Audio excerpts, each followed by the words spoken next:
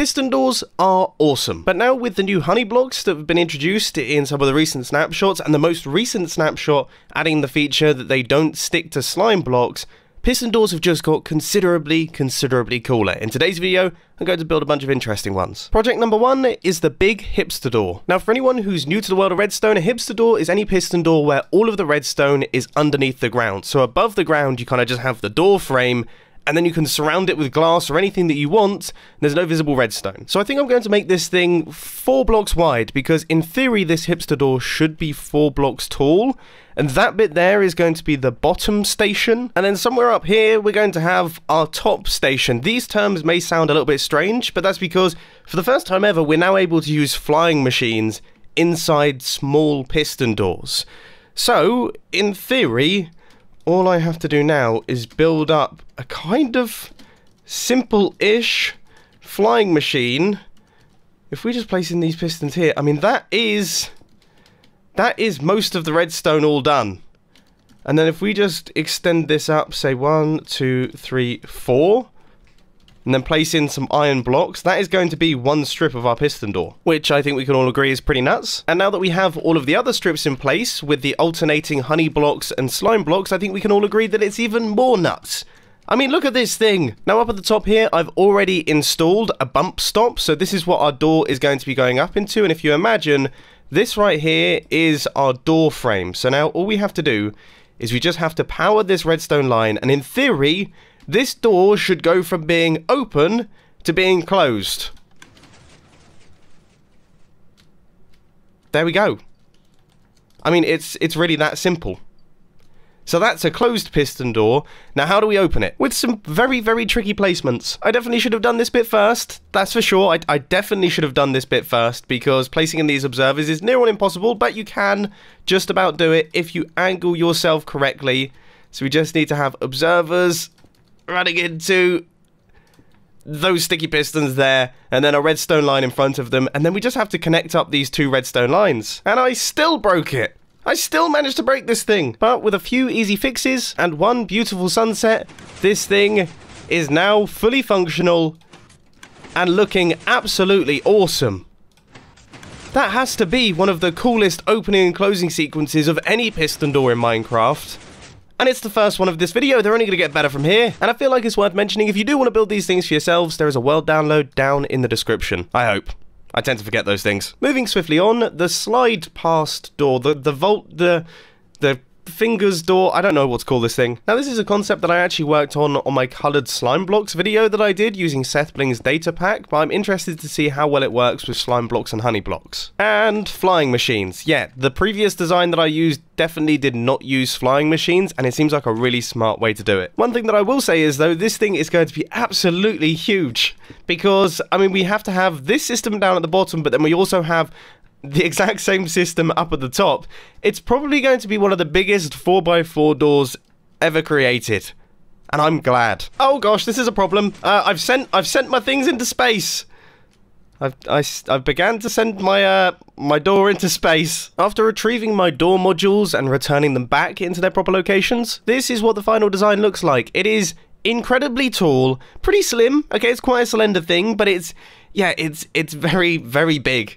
As I say, I wouldn't really expect people to be building these in their bases, but I think we can all agree that the opening and closing sequence is something quite special. I mean, look at that in perfect synchronization. It is beautiful. Now, I said it during my coloured slime blocks video, but I'll say it again, this does not feel like the sort of thing that should be possible in vanilla Minecraft. It has me so excited that we can build this sort of stuff. I could honestly open and close this thing all day. You know what? I forgive the fact that it's about 9,000 feet tall. I forgive it, because it looks absolutely fantastic. Alright, so I'd say we've built 2 very cool 4 high piston doors there. But what if we wanted to go 5 high? Now in the past this would have made things exponentially more difficult, because then you have to have triple piston extenders involved, you have to have block swapping things going on, block storage, all that stuff. It all becomes a bit of a nightmare, whereas when you're using flying machines and when you're using different coloured slime blocks, I mean, it makes things a little bit more difficult, but nothing too crazy. I mean, look at this thing. This is all of the redstone wiring that is going to take us from the bottom to the top. And this is why coloured slime blocks are such a big deal, because you can build flying machines like this. Look at it. Look at it, things just sliding past one another, flying upwards, it's mega. And how do we get it down, I hear you ask? Well, unlike the hipster door that we had earlier, where we had both pistons down at the bottom, this has got a piston up at the top, so all we have to do is send a signal through the top piston, and it will send it down. Now this of course means that we can't really refer to this 5-high version as a hipster door, because there's going to be some redstone happening above the door, but as you'll see with the final design, it shouldn't be too much, so it will end up looking really cool anyway. See? I told you, I mean, it looks almost magical, to be honest with you. We hit the button, everything opens up. The only thing that we have to do now is we need to put in some redstone that allows us to close it from this button. Obviously, we could have two buttons, one button in the floor that does the closing, but that's a very 2012 solution. That's the sort of thing that I used to do right back at the start of my YouTube channel, and it's clunky. Nobody likes it. And I think I've got a smart way to do it. Just give me a couple of seconds and then I'll explain. Up at the top here, we've got an observer that's running out from these droppers right here. It runs into this piston, which is going to push all of these blocks downwards. Now, when they get pushed downwards, this observer is then going to fire into this block, powering this redstone line very quickly, but also powering this piston, pushing this line of blocks back upwards. But it should give a pulse long enough for our flying machine to detect it and actually begin the closing sequence without any visible redstone. Once again. So there's nothing going on, yet we're sending signals through the walls. That is absolutely flawless, if I do say so myself. I'm a huge fan of this thing. I think this might be cooler than any of the doors I've shown so far, and this is only the third one. They're still getting better from here, and they're also going to be getting bigger. A lot bigger. Let's see how big we can go. Alright, I'm not necessarily going to do that, but I do have this idea of how we could create something that could allow us to go absolutely enormous. And I think, I mean, it should be a really simple process. It's kind of this idea of stackable modules. So if we just do something like this, when that moves, that will push upwards, okay? So then if we just have another module here with something like this, and then have this, we can almost do it like bricks, you know? So we have bricks of a system. Now, if we quickly cause an update to this one, okay, that pushes up, and then this one, that pushes up. And then if we push this one up from the bottom, I'm assuming all of these should move. So if we just grab ourselves a redstone block. There it is. I did want to talk about that some more, but then I had an enormous sneeze. But this, of course, is extremely exciting because when they travel upwards, they'll be in this brick form, and they'll travel up kind of in separate modules like this. But then when they crash into something immovable, they will then create a solid wall. And then when we want to open it up, all we have to do is send our flying machine downwards, and all of the bricks will just travel down into the floor.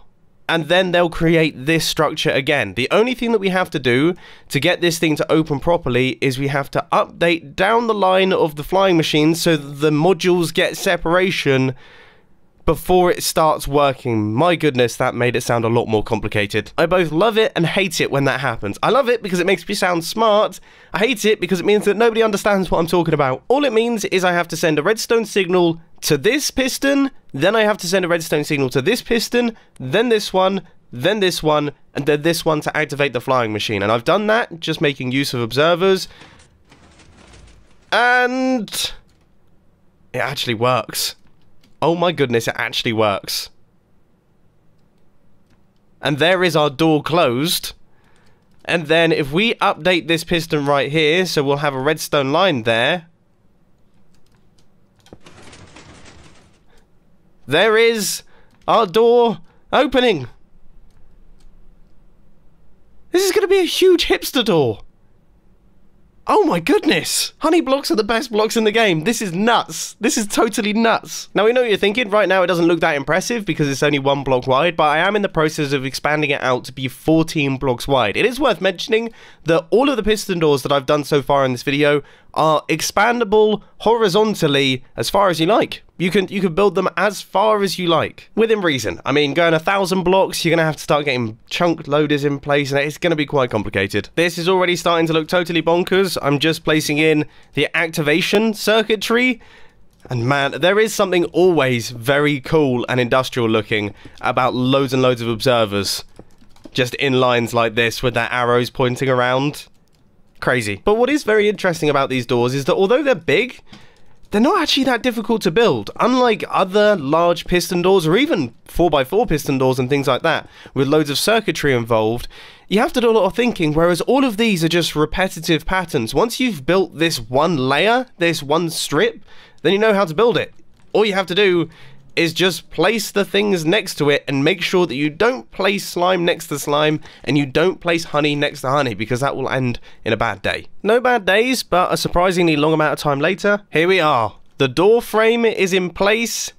Everything is ready to go. The redstone has been constructed. This is an exciting moment. If we hit this button right here, look at that. So there is our door closing, and everything is in place. This is a full-blown hipster door. There's no redstone above ground level. There is the door closed, and then the opening. It's mad. It's totally mad. Now, don't get me wrong, it's nowhere near as beautiful on the opening and closing as some of the other doors featured in this video, but what it loses in elegance and style, it makes up for in just sheer scale. This is absolutely enormous and absolutely fantastic, and the best thing is that it can be expanded in that direction, and also it can be expanded vertically, because these modules, you just stack them on top of one another. Look, they're just repeating patterns. So you could have a 100 by 100 piston door if you wanted to, and it will be exactly the same to build as this one. You just have to do more of it. Honey blocks and slime blocks. What a time to be alive. So there we have it, ladies and gentlemen. I really do hope that you enjoyed this video going over all of these piston doors and things. As you can see, now that I'm next to it, that gives a real sense of scale as to how silly this piston door is. I mean, I look so tiny next to it.